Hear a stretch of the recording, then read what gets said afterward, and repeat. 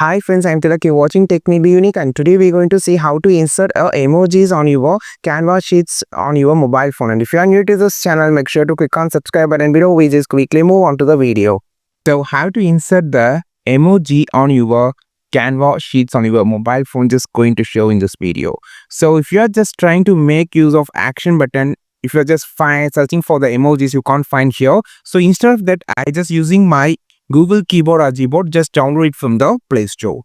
So after running the Play Store, you have click on the emoji option. Just double tap here or long press here. You can just choose it as emoji. And here you can find different type of emojis and reactions, and also you have other options. So in emojis, you can find a lot of emojis here. You can just tap a smile and get emoji stickers also. So it's have a lot of categories of emojis. You can use it. You can just also search the emojis whatever you just needed. For like a fish, you can find all the fish emojis.